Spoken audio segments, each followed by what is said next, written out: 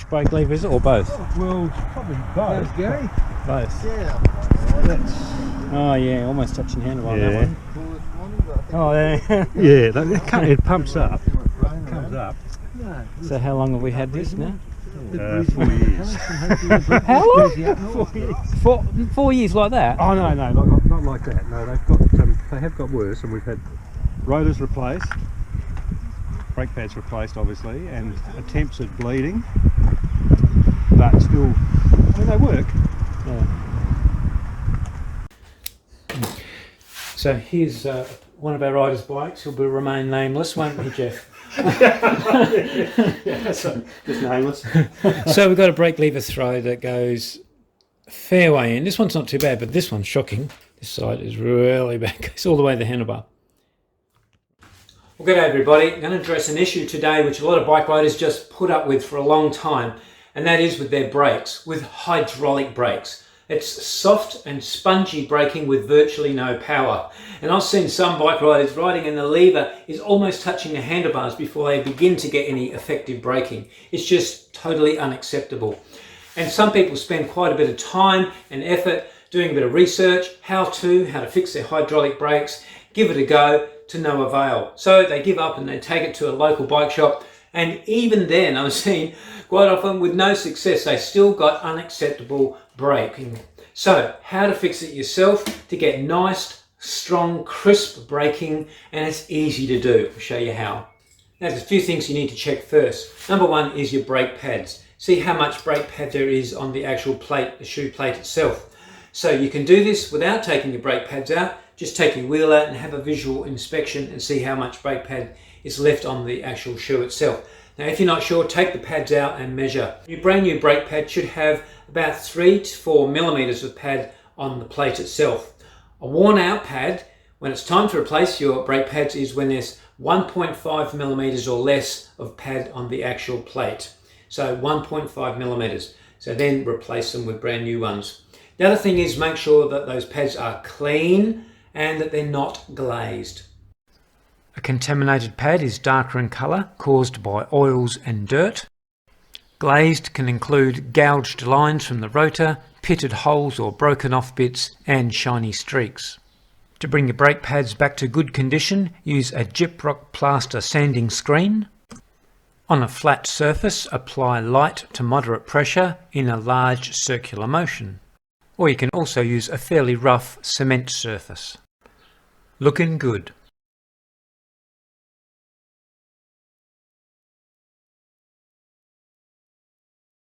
Secondly, make sure there's no air in the system, because as you put your brake lever on, you're mostly compressing the air rather than bringing your brake pads in. Because air rises in the brake fluid, you'll need to tilt your bike at different angles to move the air bubbles up toward your brake lever. Tapping helps dislodge bubbles so they freely float in the fluid. Start from the bottom, the caliper, and work upwards on any exposed hoses. Tilt your handlebars to allow bubbles to reach up to the lever. Finally, undo the lever bleed port screw and tap the lever body. Repeatedly actuating the lever should finally bring any bubbles to the surface in the bleed port. When bubbles are released, you'll need to replace them with extra drops of brake fluid. Replace the screw and you're all done. It's the same process for your front brake, although you won't need to tilt your bike as much, just the handlebars. Another thing you can do is check that the pistons are clean from the outside. So get some isopropyl alcohol or spray brake cleaner, which you can get from your automotive shop, and some cotton buds. Remove the wheel and the brake pads from the caliper. Articulate your brake lever twice, which will push your pistons inwards. This exposes the outer sidewalls of the pistons. If your pistons are ceramic, which in most cases they will be, the sidewalls should be white. But in this case they're dark grey from dirt and rubber particulates from the seals. This dirt can impede free movement of the piston and wear away effectiveness of the rubber seals, causing brake pad rub on the rotor and even hydraulic fluid leakage from under the seals.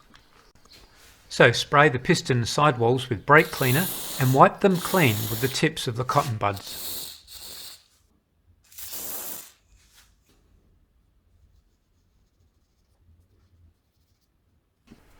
Clean the entire circumference of the piston and repeat.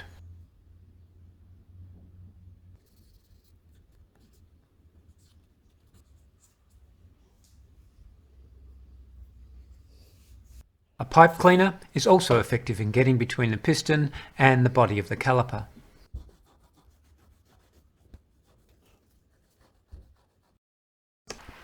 Once you're satisfied that the pistons are clean, dip a cotton bud into paraffin oil or hydraulic fluid that you're using in your system and wipe the piston sidewalls with it. Come in from both sides, making sure the whole pistons get covered. Use a flat but soft object like this plastic coated cone spanner handle and slowly push the pistons back into the caliper body. Twist the lever firmly but not forceful on the pistons. Remember, ceramic is hard but it's also very brittle. The pistons will go in small amounts at a time, and don't be surprised if one piston goes in before the other. Come in from both the front and the rear of the caliper, and we'll speed up the video to show that both pistons go in.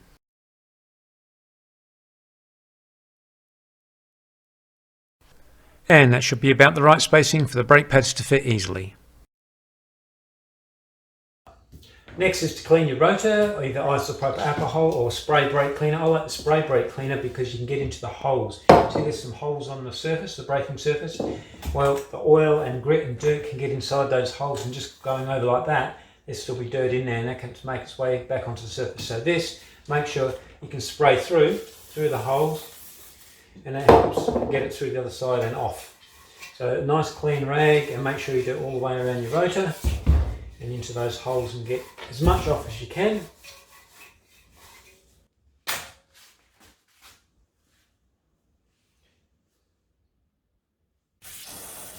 And while you've got your brake pads out, you may as well clean the spring. It's a little bit fiddly, but again, brake cleaner and a cotton bud. Pulling a clean rag through the bend does a good job through there as well. Right, once you've taken all those steps, or even if you haven't done any of that and your brake is still this is what you do to fix it. Rag, 7mm spanner, a syringe, piece of tubing to fit the syringe, a rubber band, and some mineral oil, either Shimano, paraffin oil, and yes, you can use baby oil, it's mineral oil. Put 15 to 20 millilitres into the syringe, that should be plenty.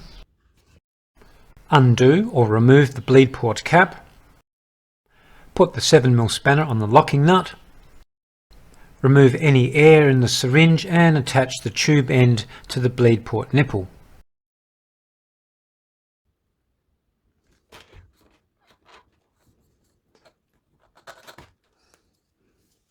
Use the rubber band to hold the syringe onto your frame, or the fork if you're doing the front brake. Undo the bleed port screw and push fluid into the system until you feel the syringe stop. Then lock off the bleed port. Give the brake lever a few throws and you should feel that it has improved the action. To tighten up the action even more, simply unlock the bleed port, squeeze in a bit more fluid and then lock the port again. And there you go, much better. So what you've done is push more fluid into your system so it pushes your brake blocks inwards toward your rotor.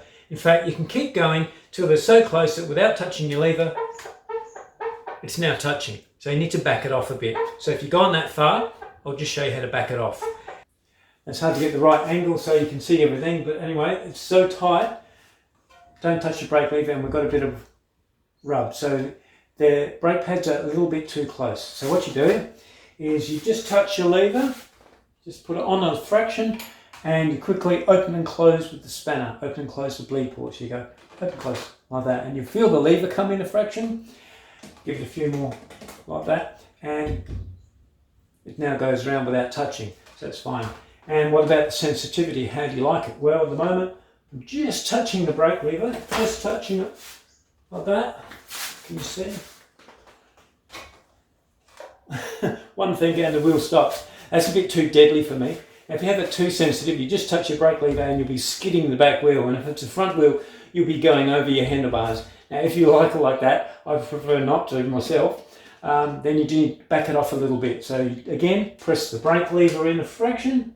Just touch it, one finger, and then open, close again with the spanner. Open, close, like that. And it's slackened off a little bit more. Still nice and strong. That's about right actually for me. Nice.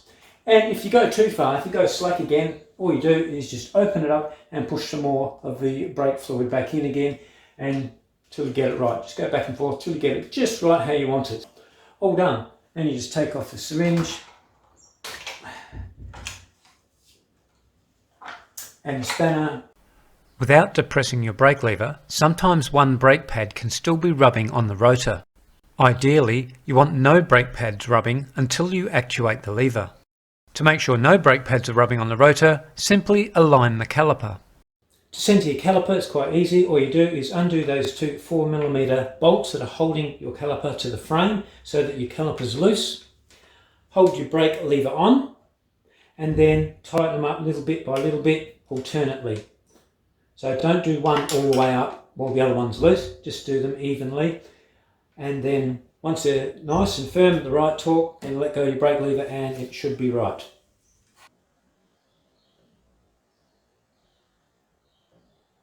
Now if you still can't get your caliper central, do the same thing. Undo those two bolts that are holding your caliper to the frame. Get one of these little spacer tools here and you just put it on your rotor, slide it into your caliper. You might need to put your brakes on and off a little bit. Once it's in, put your brake lever on to hold it, and then again tighten those bolts up nice and evenly bit by bit. And then once it's done, pull out that little device and it should be nice and central.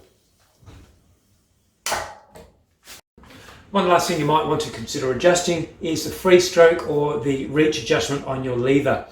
Now, we won't talk about free stroke, but reach adjustment is the distance between your lever here and your handlebar. So if you've got smaller hands, shorter fingers, you might want to bring your lever in a bit closer, or vice versa, bigger hands, longer fingers, then further out. Now with this, the 8000 series, the old Tigra, the little screw is underneath in here and you use a 2mm Allen key.